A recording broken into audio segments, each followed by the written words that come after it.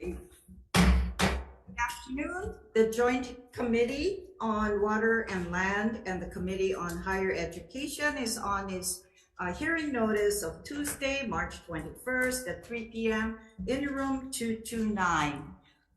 And just some housekeeping measures for all of you. Well, we thank those here in attendance as well as those on Zoom.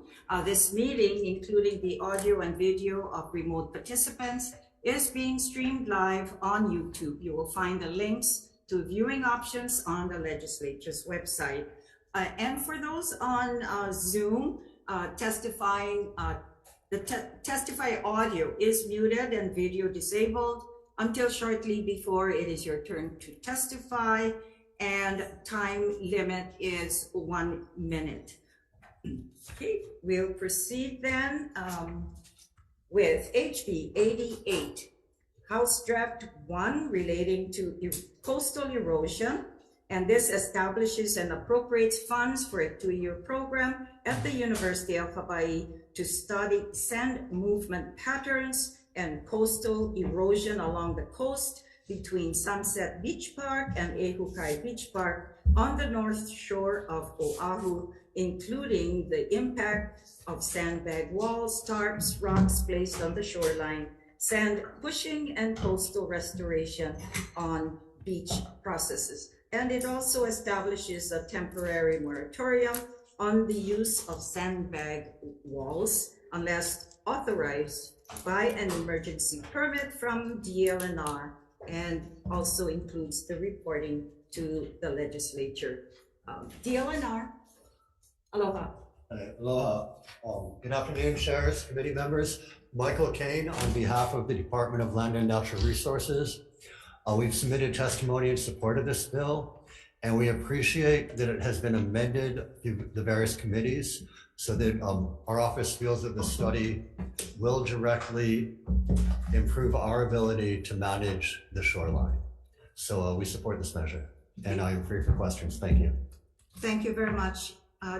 Attorney General, I understand, is on Zoom, but you're here. Thank you so much. Good afternoon, chairs, vice chairs. The Department of the Attorney General recommends an amendment identifying the bill as a matter of statewide concern. Thank you. Okay, thank you very much. Chip Fletcher, University of Hawaii. Thank you, chairs, committee members. My name is Chip Fletcher, representing the University of Hawaii and the Dean of the School of Ocean and Earth Science and Technology. We'll stand on our testimony in favor of this bill, and I'm here to answer any questions you may have. Thank you. Thank you, Chip. We do have another support communications from Barbara Berry, and in opposition from Victor Ramos. Is there anyone else here wishes to speak to HB 88? And I have a question for DLNR. And the question has to be, we're asking for a 2-year moratorium, but and that's only on the sandbag walls.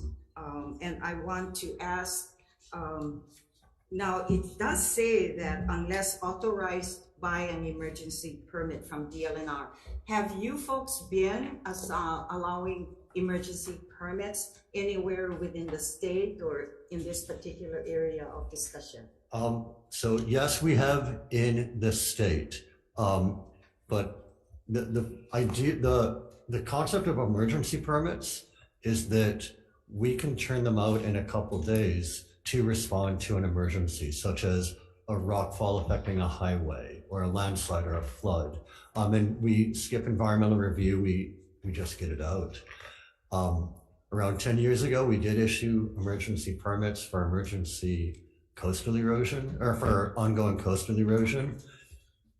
But we've known that coastal erosion has been happening for decades. So it is not, we no longer consider these emergencies in the same way we would a landslide or a flood. Okay. So the moratorium, we've stopped issuing them for coastal erosion structures. Okay, so out of the ordinary, outside of emergency permits, have you folks been allowing sandbag walls to occur anywhere? No, our understanding is that sandbag burritos are not allowed pursuant to Act 20, which was passed a couple years ago. That. Understand. Thank you.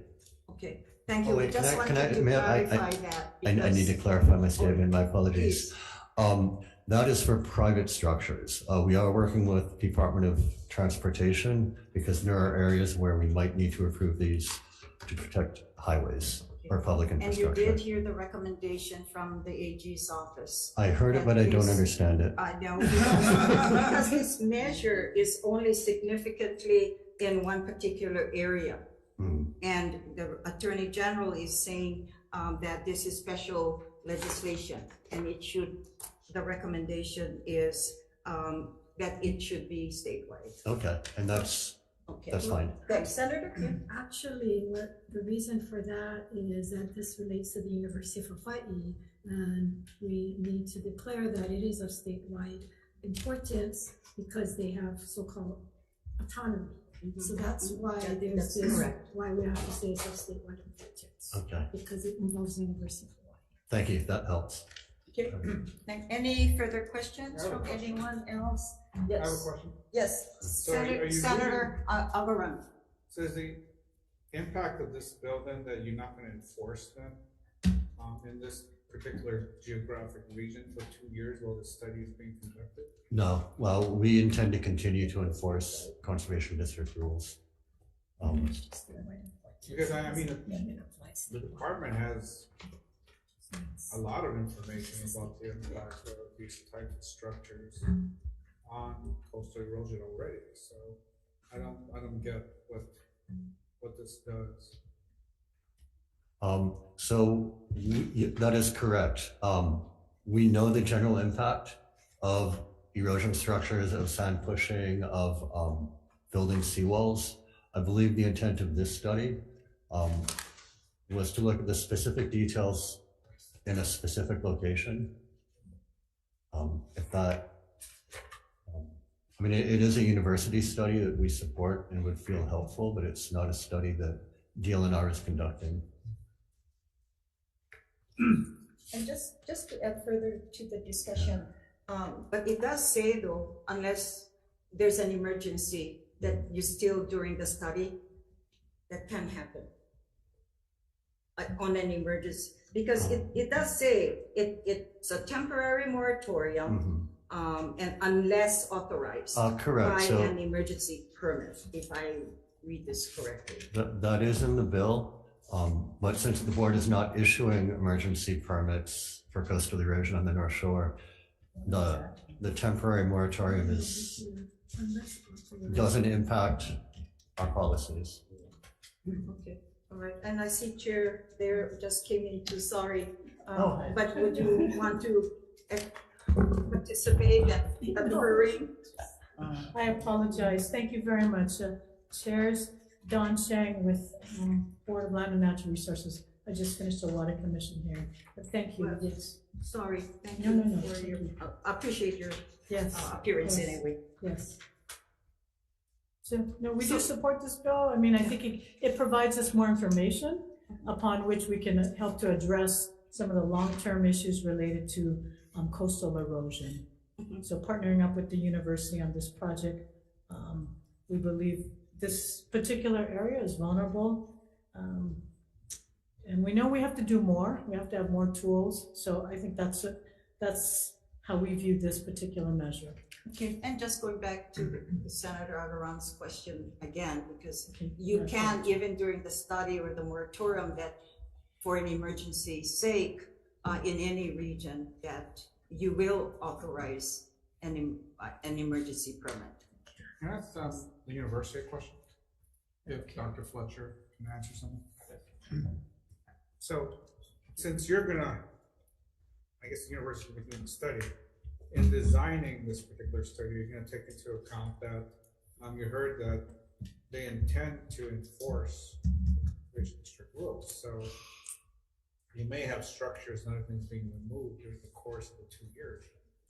And you're gonna design the study to take that into account so that you can, so the data you provide, is that gonna obscure the data or is that gonna? there'll be a point beyond which we cannot stay on top of changes, but certainly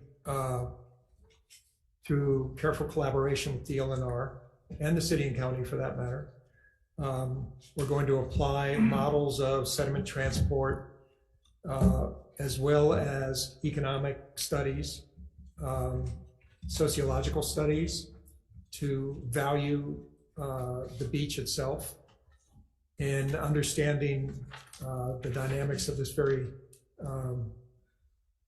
energetic shoreline. As everybody knows, we have very strong seasonal signal here, which sends a lot of sand moving back and forth. The same properties that are being undermined by erosion in one season can end up having 100 feet of sand in front of them in the next season. And by studying these dynamics as well as getting sociological and economic data at the same time, we'll be able to provide state and county agencies with increased information on which they can act in a scientific manner with regard to planning the management of the shoreline. How much of this geographic area would involve structures that Department of Transportation has installed to protect its roadway? Right now, the only segment, well, we haven't defined the exact scope of the study, the geographic scope, but right now Sunset Beach, the erosion during certain times of the year is right up to the road. So there's a segment there of maybe a quarter to a half a mile where that North Shore Road is threatened with erosion. The rest of it is a series of mostly, I think, entirely private parcels that are largely developed. What about Lahaina and Ka'anapali beach areas? So those are on Maui and those are not part of the scope. This is a North Shore study, as I understand it. North Shore of Oahu.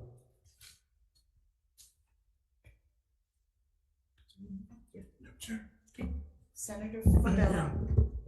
So, without this bill, you guys won't be able to conduct the study? I mean, there's nothing that the university can do to do a study without having this bill in, like, we don't have blank appropriations, but the university is coming to do a study for 2 years in a small area that you guys, I guess, I'm not sure why was it chosen, but, it is in that area. So without the appropriations and without this bill, you guys cannot do a coastal erosion going forward? There are different types of coastal erosion studies. We are studying this area using historical shoreline information. What has the shoreline done in the past? We take that along with general assumption type of modeling about what it will do in the future. This study will bring to bear numerical modeling of wave run-up, wave dynamics that are of another order of magnitude in detail and expense. The study will pay for summer salaries of a number of faculty. It'll pay for graduate students getting their training, master's and even PhD degrees on the basis of this study in the College of Engineering, in the School of Ocean and Earth Sciences, as well as in the College of Social Sciences. So without this So funding, the answer is no, basically. Yeah, so without the funding, they cannot do. Not to the level of detail that this study would achieve. And then after doing all of these studies, what would this study end up providing? We have, I want to use the term irrefutable, but we would have the best scientific information to back up DLNR principally in deciding what to do with the dozens, if not a few hundred homes that are threatened with sea level rise over the next couple decades. And the reason for this particular area is because I'm sure you've seen in the news over the last couple of years, these homes are being undermined. One home, in fact, tipped over onto the beach. And we have a whole range of economic uses of the parcels, from Kama'aina families to corporate getaways to illegal beach rentals. We need to examine the full scope of economic tools in the context of the physical modeling that we'll be doing. Yeah. I'll ask you another question. DLNR, Senator. Questions? Yeah, so without the university looking to do this with all what they're saying, with the funding. There's nothing that DLNR's parameters or even scope even to do it. Like some of my colleagues are saying, island-wide, especially the areas that is affected the most.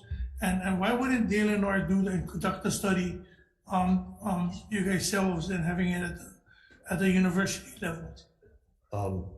So from my office's perspective, the Office of Conservation and Coastal Lands is a regulatory agency.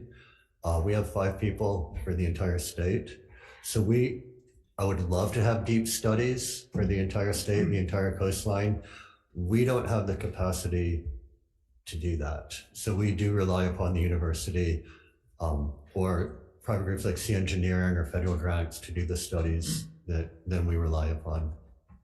So Senator, we actually are more of an enforcement. We will issue citations if, some of these measures, the permit is expired or if it is causing impacts to the shoreline. So we're much more regulatory rather than, so we appreciate when studies come before us. It helps us make better decisions on whether to permit some of these, but at this time, as Michael said, we don't have the capacity, but nor is that, so our kuleana is to enforce the regulations that we have, not to do more studies. So the study that they're gonna do was a request by you guys, or they asked you guys that they was gonna do a study and inform you guys in the city?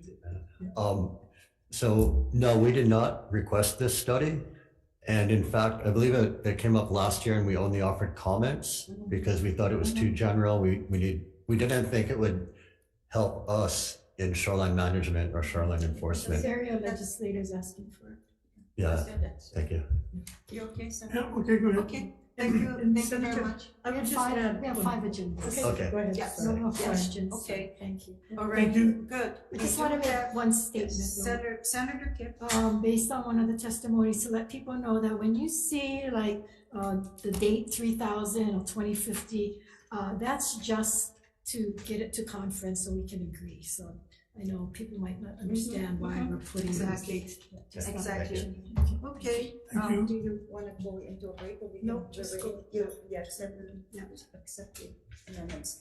Okay, chairs have conferred with regards to HB 88 House Draft 1 and the chair's recommendation that we adopt the Attorney General's recommended amendment, adding a statement that this measure is of statewide concern in Section 1A. Any discussions? Hearing none, Vice Chair, thank you for returning for the vote. Amendments, yeah. Yes, with amendments. Chair goes aye. Okay, Chair's recommendation to pass HB 88 HD1 with amendments. Chair votes aye, Vice Chair votes aye. Senator Chang, excuse Senator McKelvey, excuse Senator Favela. Oh, reservations. Madam Chair, recommendation is adopted. Thank you.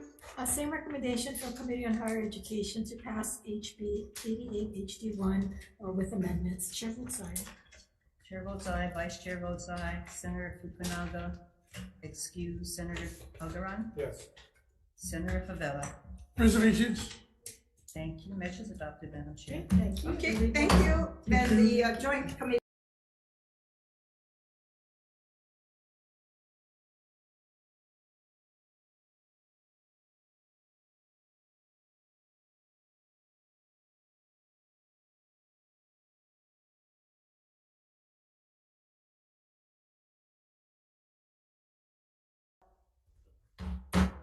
I'd like to call the Joint Committee on Higher Education, Committee on Hawaiian Affairs. Chair Senator Maile Shimabukuro is president, myself as chair for higher ed, Senator Kidani, vice chair for higher ed, and member Senator Favela. Today is Tuesday, March 21. We are in room 229, and we are being streamed live. And if we are interrupted by any technical difficulties, the committee will reconvene to discuss any outstanding business at 3 p.m. on Thursday, March 23 in this room 229. And all testifiers, you know the drill. And if anything happens, then we appreciate your understanding. We may have to move on, and you will be limited to 1 minute. With that, we are going to start with House Bill 1430, House Draft 1, relating to the University of Hawaii at Hilo, establishes the Institute of Indigenous Education, Science, and Outreach within the University of Hawaii at Hilo. We have testifiers, Ka'iu Kimura. Ka'iu? Yeah, aloha obi la upo. Mahalo for this opportunity. Ka'iu Kimura, Director of Eden Law Astronomy Center in Chilo. I stand on Chilo's testimony in strong support and is available for questions. Mahalo. Okay, thank you. Let's see. Members, we actually have 94 other testimonies in support, all in support. So I'm not going to read them all. Is there anyone here wishing to testify on this measure? Or do I have anyone on Zoom that is here to testify? I do see somebody on Zoom. No. Chairs, Kalea Raposa from the University of Hawaii at Hilo. I'm not here to offer testimony, just available to answer any questions if you have any. Thank you, Kalea. Appreciate that. Okay, members, any questions for Kalea or for Ki'i? Okay, no questions. Senator, do we have to go into breakout? No, I can just go straight to decision. Okay. No need to. Yeah. Okay, we are going straight into decision making, members. The recommendation is to pass the measure as it is. It is already have a defective date, and it will go on to the Ways and Means Committee. So, any discussion on passing Senate House Bill 1430, House Draft 1 as is? Hearing none, Chair Nixon. House Bill 1430 to pass unamended. Chair votes aye. Vice Chair votes aye. Senator Fukunaga excuse. Senator Agaran. Yes. Senator Favela. Yes. Measures adopted, Madam Chair. Okay, thank you. Okay, for Hawaiian Affairs, same recommendation. So Vice Chair for the vote, please. Chair Shirokura. Aye. Vice Chair votes aye. Senator Ihara, excuse. Senator Kehokoholole, excuse. Oh, shucks. Senator Ihara, here. Okay. Senator Kehokoholole is still excused. Senator Richards. Here, or aye. Motion passes. Okay, that's it for our joint. All right. Very good. Thank you very much.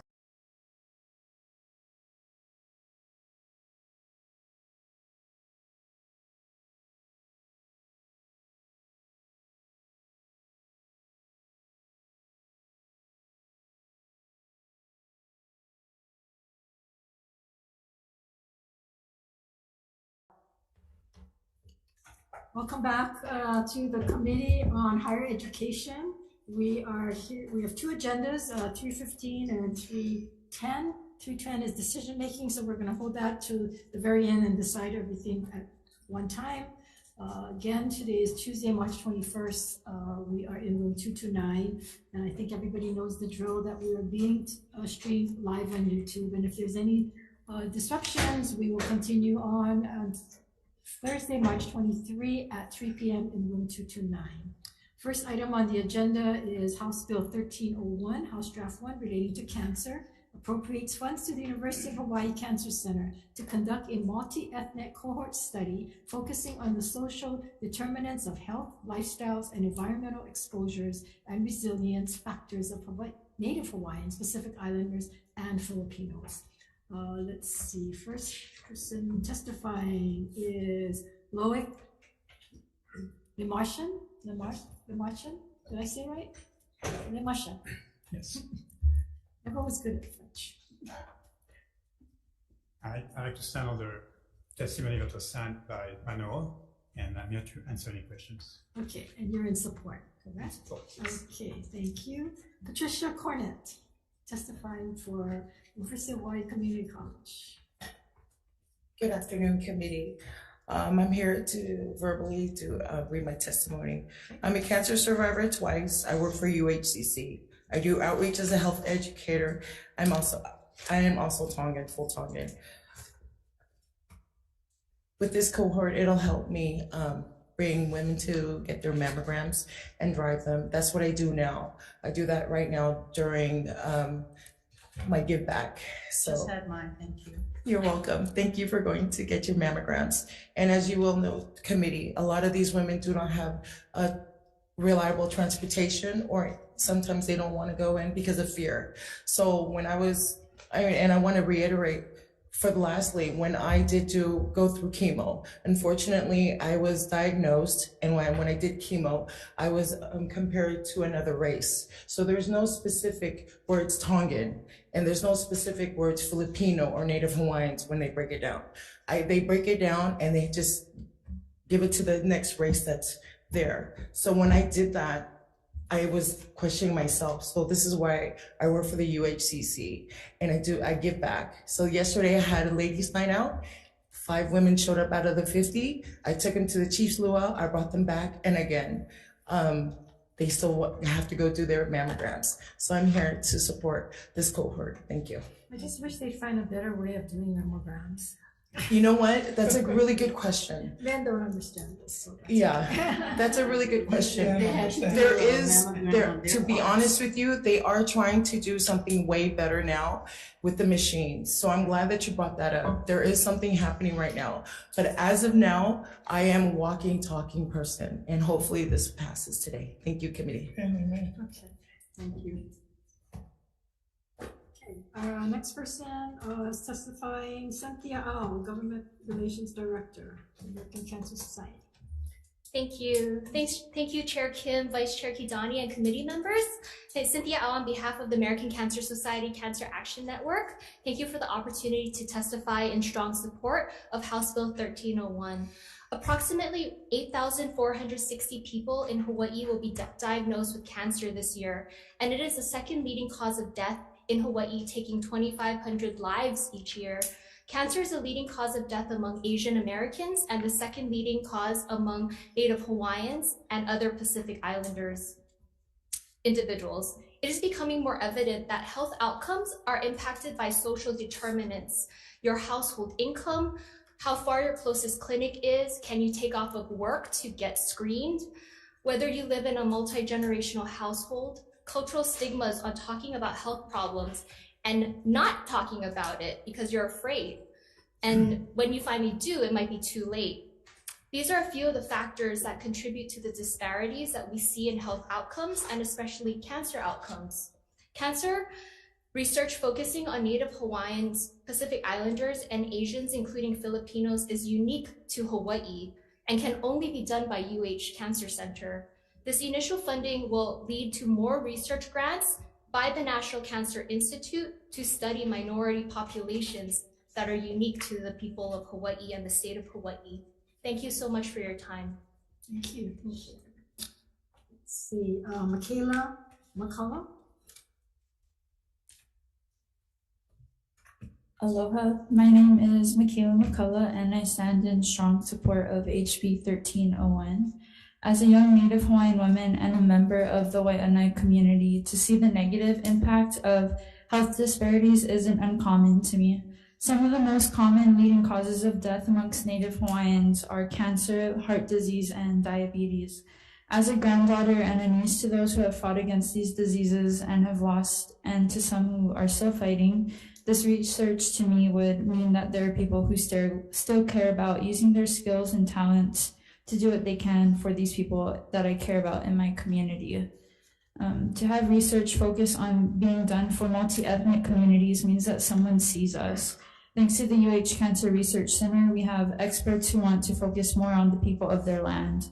With the help from you, this can continue, and according to the UH Cancer Research Center in 2018, Hawaii men and women had higher incidence of cancers of the liver and stomach compared to the US overall.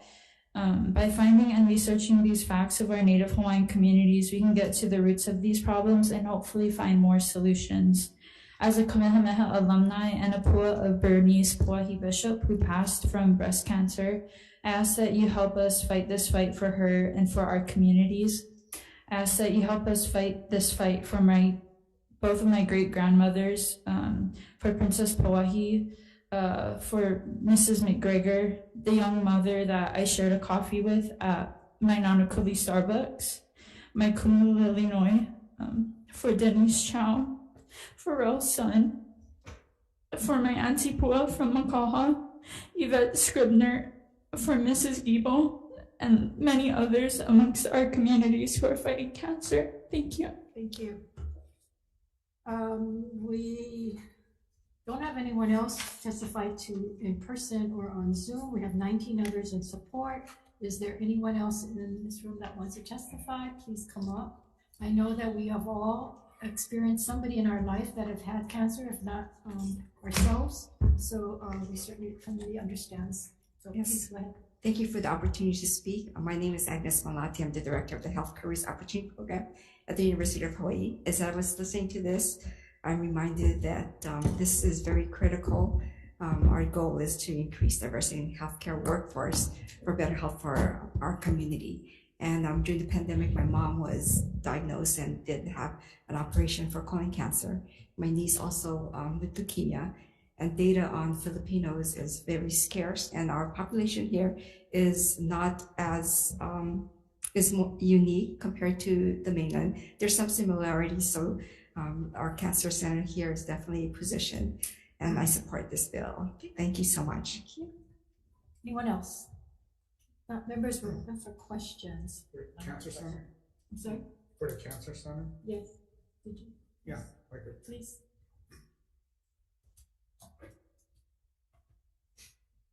My question is really in recruiting the cohort. What kind of efforts are you going to take, especially because it may be difficult for some of these population groups. I know that with Filipino women especially, you may have some difficulty. So what kind of steps are you going to take? I mean, are the people recruiting going to have some cultural competence in bringing them into the study? Yeah, thank you for the question. It's really to the core of having this bill passed, because this bill would help us do a feasibility study to develop those methods and then go to write a grant proposal to NCI afterward. Clearly, we need to use different methods that we have used in the past, as well as methods that have been used for other similar study on the mainland. So we plan to work with community organization. We are thinking of working with federally qualified health centers, Waianae Comprehensive Health Centers, and Waimanalo, and Kalihi, and so on. And for the Filipinos, we are thinking of going through the Filipino churches to reach Filipinos. And I should say that I'm not the leader of this project. We have two younger investigators, Dr. Alika Monakea and Dr. Lani Park at the center, who will be leading this project. They were unable to come today. What thought has been given to reaching Pacific Islanders, because they're a little bit more out of the mainstream? Yeah. So we have projects already on Pacific Islanders. We have done survey in Guam as well as in Hawaii through a special grant for Pacific Islanders. So we have working with Dr. Kevin Castle, who has good contacts with the Pacific Islander community. He's part of the project as well. So we are really counting on him to help us reach that particular group. Great. Thank you. Thank you, Chair. I have a couple questions. So how long do you think the study is going to take? So the feasibility study that we are talking, 2 years. 2 years? Yeah, I think that should be enough to really develop our approaches and write convincing application with preliminary data on recruitment and so on. Now, I know that when we approved or helped the Cancer Center get established, that part of it was for them to be able to do these studies on our local population and look at how cancer affects. So without this bill, without the money, you folks can't get grants to do this? I mean, you have to wait till the legislature. So this is a very different type of grant. It's a project that will go on for 20 or 30 years. I don't know if you are familiar with the multi-ethnic cohort study, which we have been doing among Native Hawaiians, Caucasian and Japanese American here, and Latinos and African American in LA. We have been funded for 30 years, so that's our model.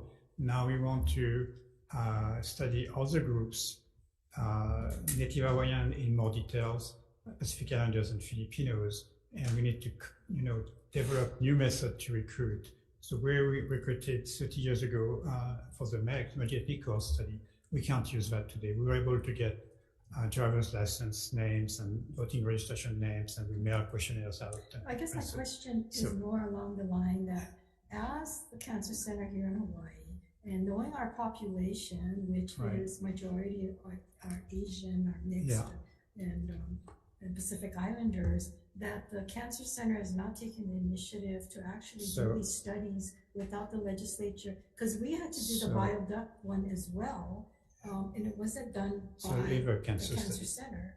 I mean, it wasn't initiated by the Cancer Center. They had to wait for us to do it. Well,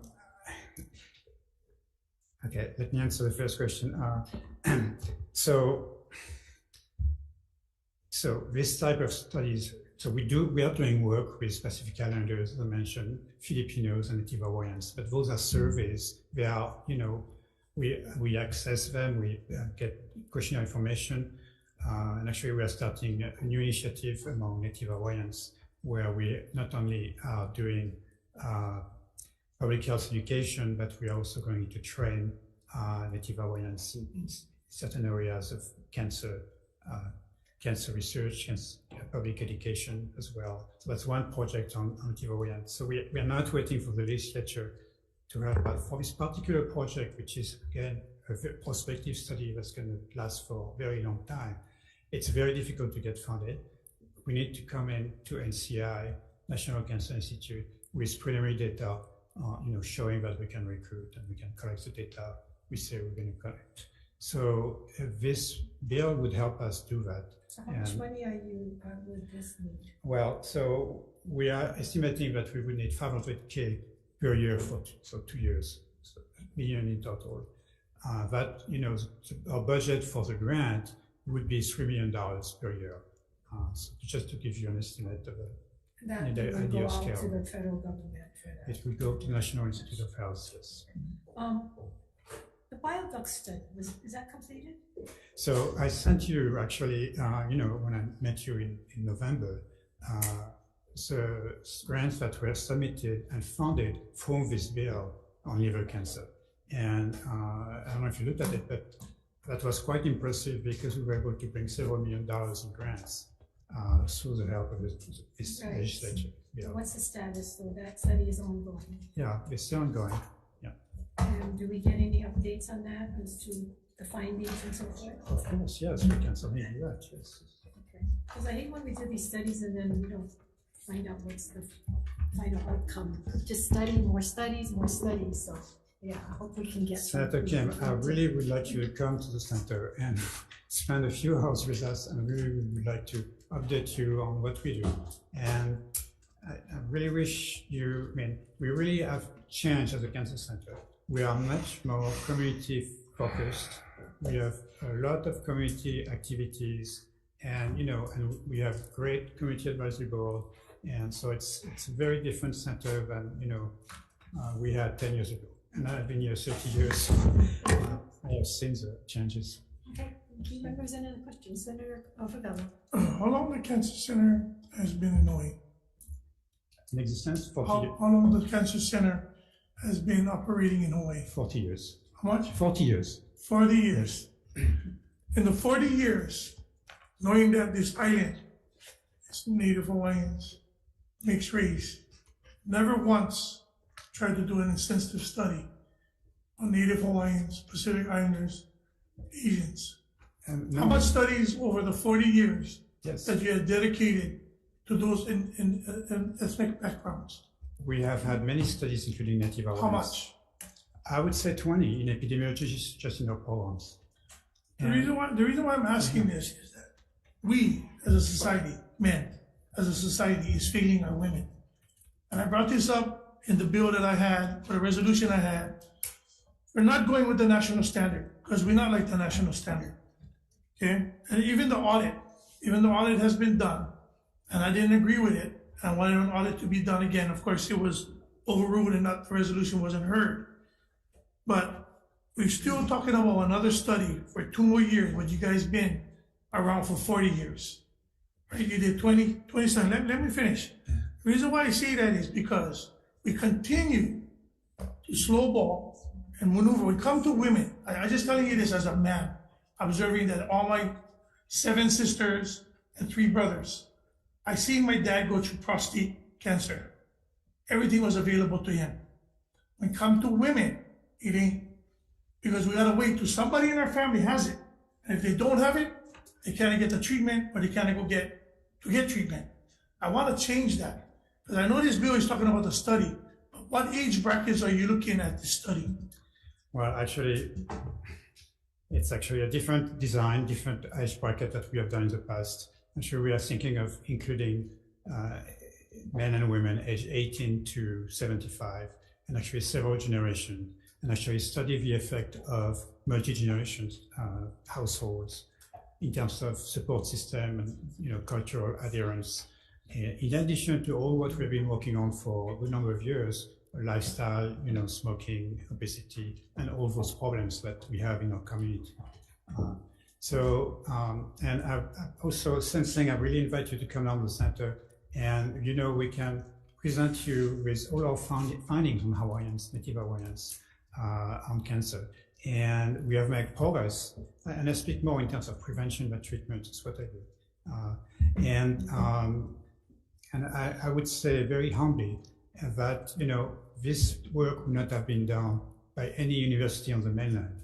So there's a tremendous problem with cancer in Native Hawaiian, especially women, breast cancer, lung cancer in men, prostate cancer, and so on.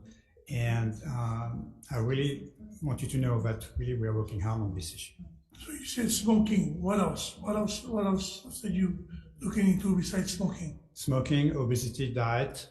We have, it's what we are focused on in our program, but we are also looking at screening. All the investigators are doing that screening, survivorship. So, to help women diagnosed with cancer to, for example, lose weight after treatment, because treatment is an issue. People gain weight, as well as, now we would like to study environmental exposure. We would like to study social determinant of health. So everything that has to do with socioeconomic status, cultural adherence, we're interested in that. Living in a multi-generational community household might be helpful in terms of, or maybe not, we don't know, following, recommendation about screening and, and maybe healthy diet. So that type of things. Okay, so the last follow-up question, because I'm hearing about the diet, weight, all that common national stuff. Okay, we live in Hawaii. We have environmental problems on the west side. Treatment plants, right? We get all these plants. We get landfills, PVT already let out, the federal standards let out that anybody living around the landfill within a mile radius have 10 years less of their life. Not even talking about the cancer, just the 10 years left in their life. So if you're going to be talking about somebody telling them to lose weight or doing a study on losing weight, you're missing a picture. It's not on the enough. west side, on the west side is a lot of information. I agree. Same like with all the rest of the Native Hawaiian and Filipino community. I agree. So we need to collect new data, exposure data, do some measurement in water of people, in soil, and air. And it's what we want to build around this new cohort and follow those people. So look at their exposure and follow them over the years to see who developed cancer and, have good data to really show that what was done caused those And cancers. you're going to look at any other clinics or any other places on the island on their data too, as well you're doing this study? Right, that would be with the Hawai'i Comprehensive Health Centers, federally qualified health centers on Oahu and the neighbor islands. We want to also do that on the neighbor islands. Okay, thank you, Chair. And we would request to have access to medical records, and we Yes. follow those people. Thank you. Okay, thank you very much. Thank you. And I have Appreciate it. questions. Go, Senator Kirani. Thank you. I have a question, several questions. So specifically, what will the study be? What will be required of the women that you are studying? So it's men and women. We would ask them to fill out questionnaires. We would do basic clinical exams such as blood pressure, weight, measured weight, waist circumference. We would also get the blood samples and a urine sample, as well as a stool sample. So the samples would be on a subset because it would be too large. I mean, ultimately, the study will be covering something like 40,000 people. But for 2 years of primary work would be maybe 1,000. I would think we could do that. And when will these appointments take place? Because most of you're probably talking about a population that most of them have to work during the week. Right. So we have different scenarios. One the clinic we'll be working on. We also will have a mobile clinic, like a van, so that we can go to people and do what needs to be done there. That could be on weekend. That could be in shopping centers. It could be at people's home. It could be, but will it be? Yeah, no, it's what we are planning. We are getting this mobile van in the spring, actually, this year. So we are getting, we have the capacity to do this, and we have the experience.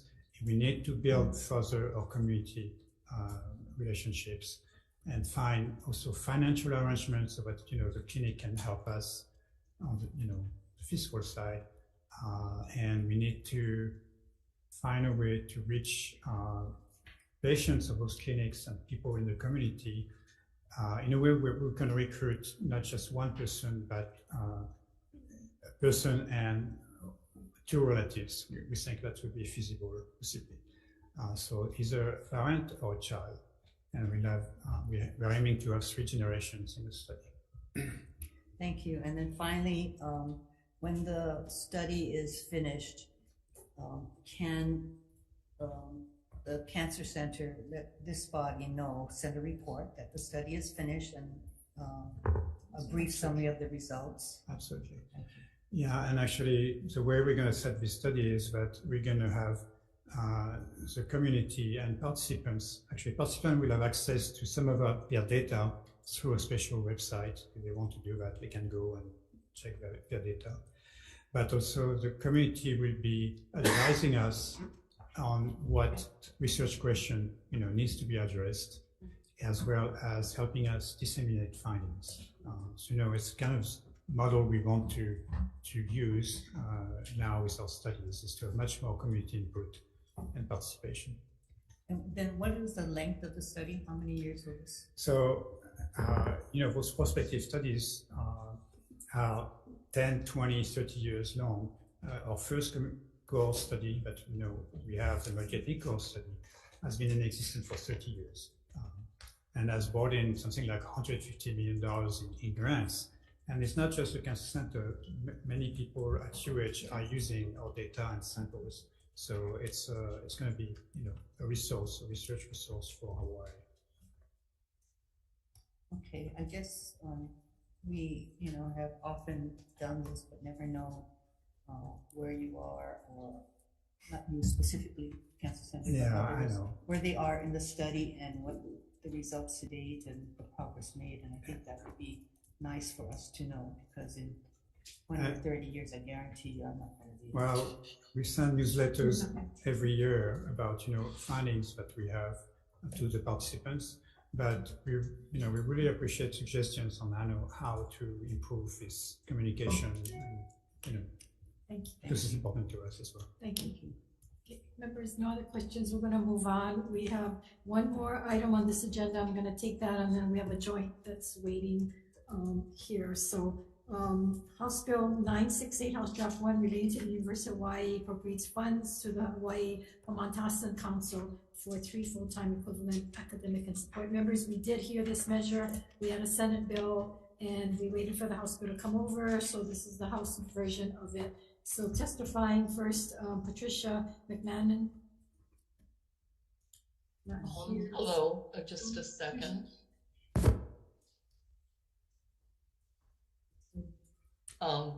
Good afternoon, Senator Kim, Chair and Vice Chair Kidani. I'm Pat McManaman. I'm representing the Hawaii Friends of Hawaii Civil Rights today.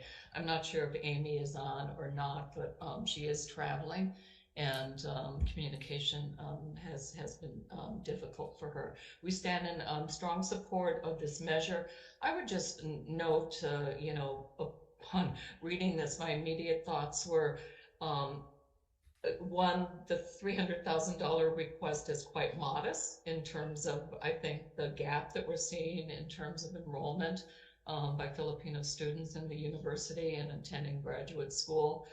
Very few professors on campus are of Filipino ancestry, and I think, you know, certainly students who are enrolled in college who are Filipino and other minorities need to be encouraged to go on to graduate school so we can fill those gaps at the university with a more representative community. And finally, I would just note, you folks don't realize it, but I think you're on the cutting edge. I'm anticipating a U.S. Supreme Court that's going to roll back any previous laws around affirmative action in college, funding, et cetera. So, you know, I urge Hawaii to take a stand to say that we are committed to affirmatively assisting minority students in this state. So thank you very much. Thank you. Okay, as I said, we did hear this measure before, and so appreciate if you stand in your testimony. Agnes Malati. Thank you, Senator Kim and the rest of the committee. I just wanted to add to what you've already heard from me regarding this bill, that this is, as a first generation college student, pamatasan has been very valuable for my own journey. And this has had significant impact on me. I have a niece and nephew, they're mixed ethnic background. And so when I hear on the radio this derogatory things about Filipinos, it really caused me to think, what will my niece and nephew know about Filipinos? And so this bill, I believe, will be able to help educate not just the Filipinos, but everyone as to the positive contributions. And that in itself, for me as a student, has helped me to first go on and get a PhD in education. And I think I don't want to go further, but you heard my testimony. The representation at all levels, from the teachers, from K all the way to graduate school, is very important, and then into the community. Thank you. Okay, Leon Florendo.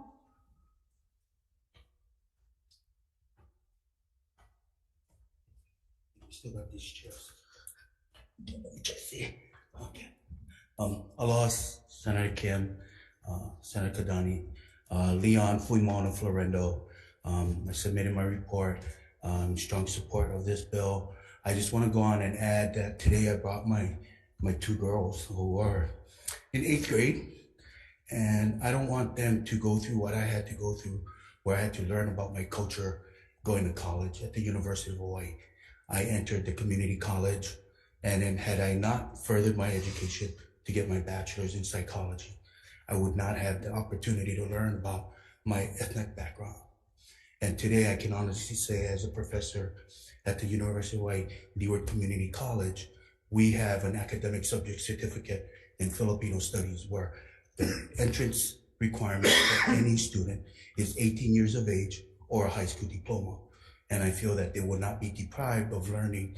I would like to see it at a younger age, but that's being worked on by our young Filipinos with the Filipino Curriculum Committee. And hopefully the DOE starts to promote that as well. Thank you. So again, thank you for this opportunity. Thank you. Finally, Amy Agbayani, are you on Zoom? You're not present on Zoom. Okay, anyone else in this room wishing to testify? Okay, members, any questions? If not, we're going to recess this hearing, and we will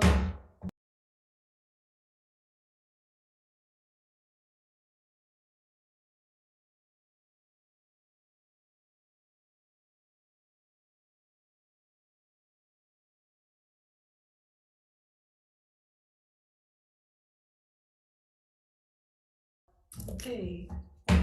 Order the joint committee hearing on higher education and committee on health and human services. Chair for Hawai'i Human Services. Health and Human Services. Also present, and we will start with House Bill 353, House Draft 1, relating to healthcare education, appropriates fund for the expansion of the certified nurse's aid to practical nurse bridge program at the University of Hawaii Maui College, including funding for instructional costs and student aid. Again, this measure was, I believe, also heard in the Senate version, and this is the House version. So with that, we have Della Teraoka here to testify from the University of Hawaii in person. No, not here. Okay. JC. Robert Choi. And Julia Kahone. Anyone else wishing to testify on House Bill 353? Hearing none, okay, we'll turn it over to the chair for the Health and Human Services. Thank you. For HB 838 relating to long-term care, we have Kirby Shaw, Disability and Communication Access Board in support. We have the Attorney General, Candace Park, on Zoom. Oh, you're in present. Come on up. Okay, thank you very much. Okay, next we have University of Hawaii and support, Denise Conan. Denise. Okay, next we have Audrey Suga Nakagawa, AARP, on Zoom in support. Please proceed. Senator, members of the committee, Audrey Suga Nakagawa from AARP. We stand in strong support of this bill. Back in 2008, AARP played a key role in establishing the original Long-Term Care Commission, and we subsequently produced a report to the legislature in 2012. It's been 10 years, and the long-term care system has evolved over those 10 years, but we're still facing many issues with long-term care financing, and now compounded with the workforce issues. So having a long-term care commission again, reconvening again and looking at all the different resources, the trends that are happening, and trying to see how we can help direct the state in addressing this big system that we have that really is compounded by so many different factors would be very timely at this time. So at this, we appreciate this opportunity to testify in support of this measure. Thank you. Okay, thank you very much. Next, we have Alan Burdick, Kupuna Caucus of the Democratic Party of Hawaii, and support. Robert Choi, Healthcare Association of Hawaii, and support. Two other individuals in support.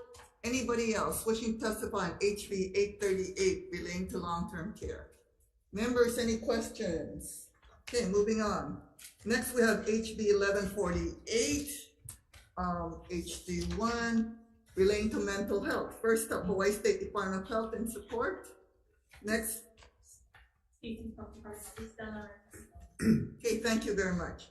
Next, we have Hawaii State Council on Mental Health and support. Brandon Kimura, Judiciary, State of Hawaii, and support. Ardis Eschenberg, University of Hawaii, and support. Okay, thank you very much. Next, we have HB 1148, one other person in support. Anybody else wishing to testify on HB 1148? Okay, seeing none, members, any questions? Do we need to recess for decision making? No. Okay, so you're first. Okay, yes. Members, House Bill 353, House Draft 1. This is the creating the funds for the certified nurses aid. Recommendation is to pass as is. Is there any discussion? 353. Any discussion? Hearing none. Chair votes aye. To pass as is.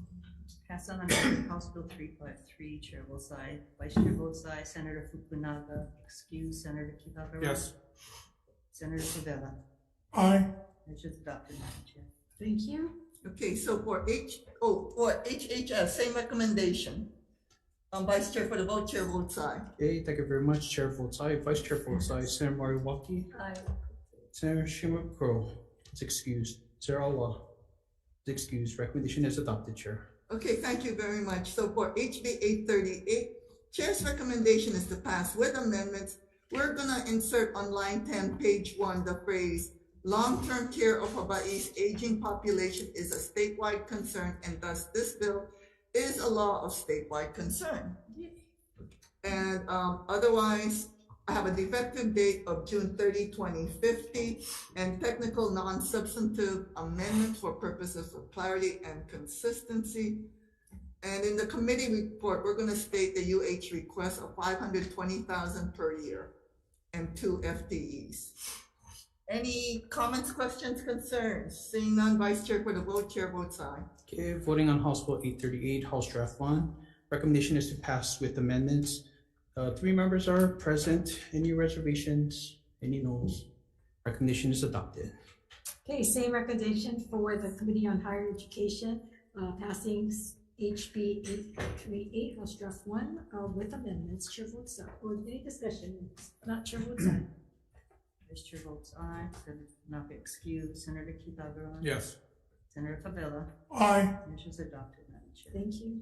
Okay, so for HB 1148, HD1, Chair's recommendation is to pass this with amendments on line 6. We're gonna add the sentence, this bill is a law of statewide concern, which addresses the mental health provider shortage in the state. We are going to change the effective date into an effective date of June 30, 2023, and add in technical non-substantive amendments for purposes of clarity and consistency, and otherwise, no other amendments. Any comments, questions, concerns? Seeing none, Vice Chair for the vote, Chair votes aye. Okay, thank you very much. House Bill 1148, House Draft 1. Recommendation is to pass with amendments. Okay, 4 members are present. Any reservations? Any noes? Recommendation is adopted. Same recommendation for the chair, for the Committee on Higher Education, House Bill 1148, House Draft 1 with amendments. Chair votes aye. Vice Chair votes aye. Senator Tanaka excused. Kitagawa. Yes. Favela. Yes. Motion is adopted, Madam Chair. Thank you, and that ends our joint meeting. Thank you very